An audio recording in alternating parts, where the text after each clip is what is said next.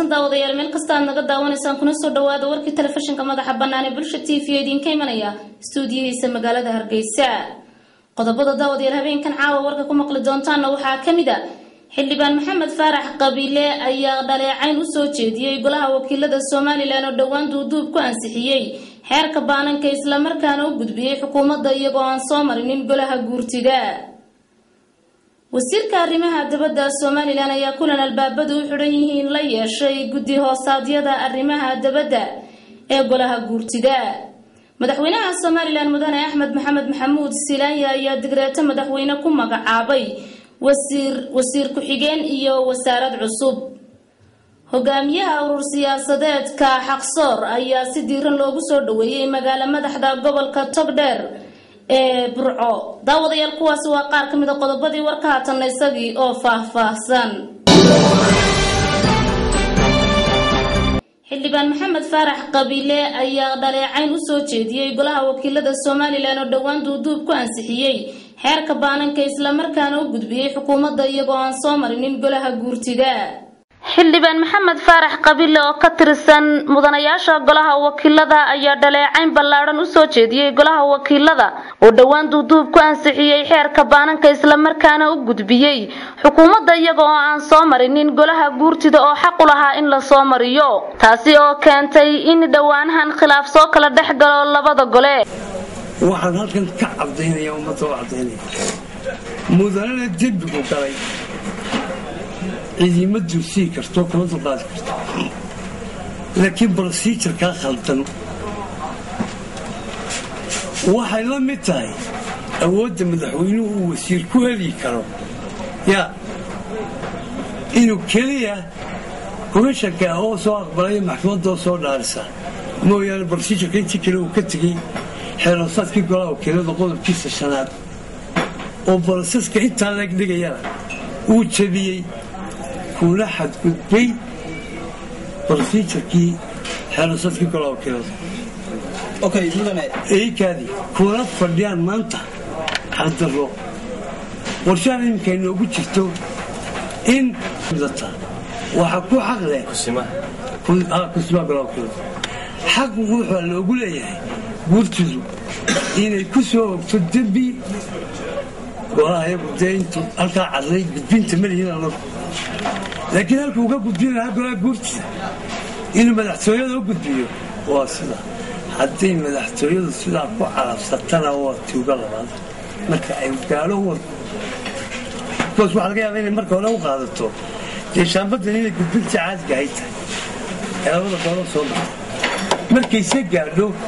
in arrinkaasi si ka balbalsan sharciga uu gaadhay. madaxweynaha si cad baanu warbaahinta uga sheegaynaa inuu hubsiino arrinkaa dib ugu noqdo. wayga dignin,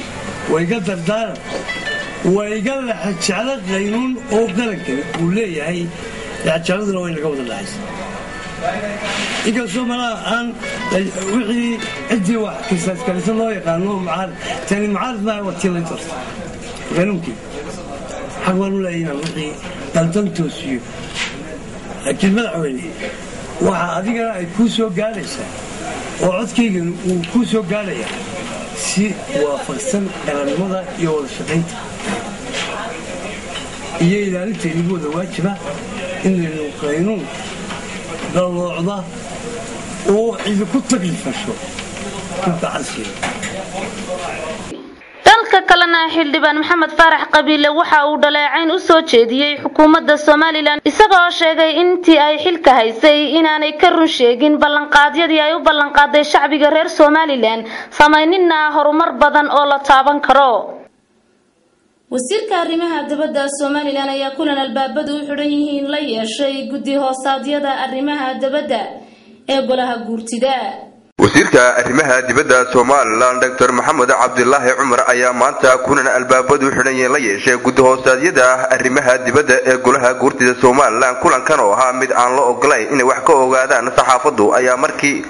kulankaasi dhammaaday waxa wasiirka arrimaha dibadda ee kula hadlay saxaafadda baraxadda hore ee golaha guurtida Soomaaliland wasiirka arrimaha dibadda Soomaaliland Dr. Maxamed Cabdilaahi Cumar waxa uu ka warbixiyay waxyaabihii ay kulankaasi kaga wada hadleen waxa uu sheegay in ay ka wada hadleen wada tashiyadii dhexmarayay xukuumadda iyo golayaasha sharci dejinta Soomaaliland isla markaana waxa uu xusay inuu warbixin ka siiyay guud ahaanba siyaasadda arrimaha dibadda iyo wada hadalladii u socday Soomaaliland iyo Soomaaliya wasiirka arrimaha dibadda Soomaaliland Dr. Maxamed Cabdilaahi Cumar waxa uu tilmaamay in ay talooyin iyo tusaalaba iska weydaarsadeen arrimaha wada hadalladii Soomaaliland iyo Soomaaliya u socday iyo qorshayaasha cusub ee siyaasadeed ee dawladda Soomaaliland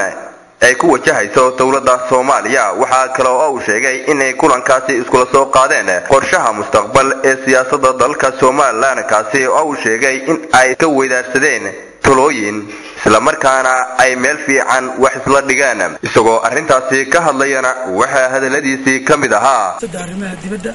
ee wasaaradda aan wasiirka ka ahay qaranka oo qaabilsan tahay waxaan ka waranay khaasatan siyaasadda qaranka ee ku wajahan arrimaha Soomaaliya waa laga warqabaa in beesha caalamku ay ku baaqday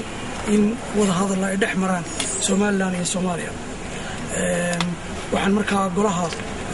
guurtida guddiga u qaabilsan arrimaha dibadda aan warbixino iyo talaba aan iska weydaarsanay arrimahaasi iyo sida ay xukuumaddu u wajahayso waxaana meesha ka soo baxay isla shaqayn wanaagsan isfaham wanaagsan iyadoo guurtida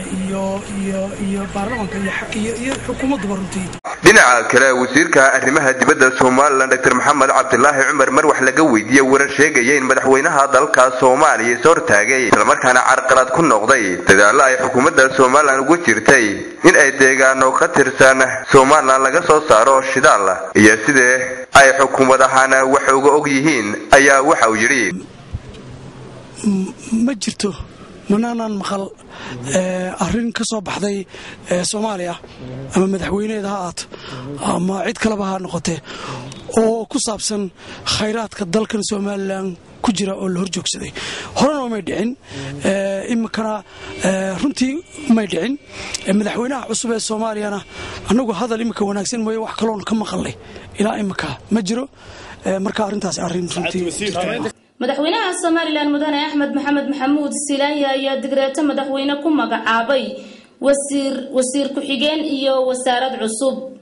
madaxweynaha jamhuuriyadda Soomaaliland mudane Axmed Maxamed Maxamuud Silaanyo ayaa digreeto oo habeenkii xalay soo saaray waxa uu ku magacaabay wasiir ku xigeenno cusub isla markaana waxa wasiirkii dibadejinta u magacaabay wasaarad cusub war-saxaafadeedkan oo nuqul kamid uu soo gaaray xafiiska wararka ee Bulsha TV ayaa waxa uu dhugnaa sida tan madaxweynuhu markuu arkay qodobka 9aad farqadiisa labaad ee dastuurka jamhuuriyadda Soomaaliland markuu tixgeliyay ahmiyadda weyn ee ay wasaaraduhu u leeyihiin dalka iyo dhismaha qaranka markuu arkay in baahi loo qabo buuxinta jawooyinkan hoos ku xusan markuu ka fiirsaday kartidiisa iyo aqoontiisa iyo hufnaantiisa shaqo markuu ku qancay inuu hanan karo xilka loo magacaabay waxa uu madaxweynuhu go'aansaday lambar 1 in mudane Saleebaan Ciise Axmed laga bilaabo taariikhda maanta uu hado wasiirka wasaaradda dibadejinta Soomaaliland lambar 2 in mudane Cabdirasaaq Cali Cismaan laga bilaabo taariikhda maanta uu hado wasiirka wasaaradda warshadaha jamhuuriyadda Soomaaliland lambar 3 mudane Cabdisalaan Maxamed Xasan laga bilaabo taariikhda maanta uu hado wasiir ku xigeenka wasaaradda macdanta biyaha iyo tamarta Soomaaliland war-saxaafadeedkana waxa ku saxeena afayeenka madaxtooyada Soomaaliland Axmed Saleebaan Dhuxul golaha wakiilada Soomaaliland ayaa fadhigoodii maanta cod gacantaaga ku ansixiyay xeerka hay'adda maamul wanaagga iyo la dagaalanka musuqmaasuqa mudanayaasha golaha wakiilada Soomaaliland ayaa fadhigoodii maanta waxay ku ansixiyeen xeerka aasaaska komishanka maamul wanaagga iyo la dagaalanka musuqmaasuqa fadhigan maanta ee mudanayaasha golaha wakiilada Soomaaliland oo shir gudoominaya gudoomiye ku xigeenka koobaad ee golaha wakiilada mudane Baashir Maxamed Faarax ayaa waxay mudanayaashu cod u qaadeen xeerkan oo in muddo ahba ay doodiisu ka socotay golaha wakiilada isla markaasina in muddo ahba dood adag oo xasaasi ka dhaxaloosnayd fadhigan maanta ee mudanayaasha golaha wakiilada Somaliland oo ay ka soo xaadeen 42 mudane ayaa waxaa xeerkan ogolaaday 26 xildhibaan waxaana diiday 10 xildhibaan waxa ka aamusay 6 xildhibaan gudoomiyuhuna muu codeynin sidaasna waxa ku ansaxay xeerka asaaska komishanka maamul wanaagga iyo la dagaalanka musuqmaasuqa oo noqday mid dhaxalgal ah laga bilaabo maanta saylada magaalada Burco ayaa maalmihii ugu dambeeyay laga dareemaya dhaqdhaqaaq fara badan iyadoo idal adxadina ay fooday nagu soo hayso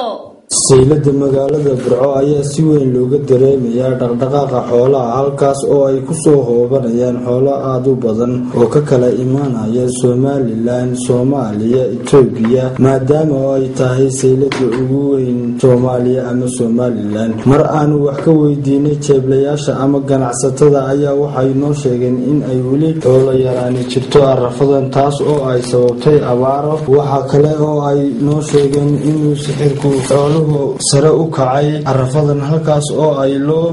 ay ku loolamayaan labada ganacsade ee kala ah Indhadeero Group iyo ganacsadaha u dhashay dalka Sacuudiga Al-Jaabiri ganacsadaha Indhadeero Group u qaabilsan dhanka xoolaha ayaanu mar aanu wax ka weydiinay inta ay maalintii iibsadaan ayaa waxa uu noo sheegay in ay in ka badan ilaa 35,000 oo neef in ay maalintii iibsadaan halka uu noo sheegay ninka dhanka iibka u bilsan Al-Jaabiri ay iibsadaan iyaguna ari gaadhaya 30 waxa kale oo saylada Burco laga dareemayaa ilaa wiigii la soo dhaafay dhaqdhaqaaq aad u ballaaran halka daawadayaal wali nagala socotaana waa telefishinka madaxa bannaan ee Bulshada TV xaruntiisa magaalada Hargeysa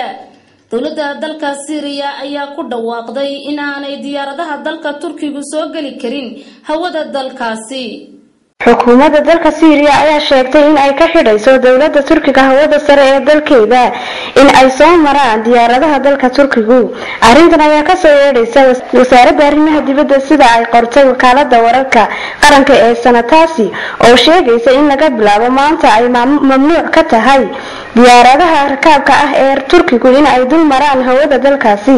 arrintan ayaa imanaysa kadib markii ay weygii horena ay dagaalo culus ku dhex mareen labada dal xuduudaha u sidoo kalena diyaaradii dalka Syria ee rakaabka ahayd ee maalintii Arbacada ay khasabka ku soo dejiyeen ciidamada dalka Turkiga taasi oo cirka ku sii shareertay xaaladda labadaasi dal madaxweynaha Jamhuuriyadda Carbeed ee Mauritania ayaa dhaawac soo gaaray kadib markii uu nin hubaysani rasaas ku furay madaxweynaha Jamhuuriyadda Carbeed ee Mauritania Maxamed Waliid Cabdicasiis ayaa dhaawac soo gaaray kadib markii qof hubaysan rasaas oo kaga qaaday madaxweynaha oo gaarigiisa ku dhex jira waxaana madaxweynaha loola cararay isbitaal military oo ku yaala magaalada caasimadda dalkaas Nouakchott waxa kale oo ay ka warantay wakaaladu dhaawaca madaxweynaha soo gaaray oo ay ku tilmaantay in uu halistiisa leeyahay wakaaladu waxa ay qof dhakhtar ah ka soo xigatay in dhaawaca madaxweynaha ka soo gaaray mid kamid ah suxullada ama dhudhumada gacantiisa laguna daweynayo isbitaal military oo ku yaala caasimadda dalkaas Mauritania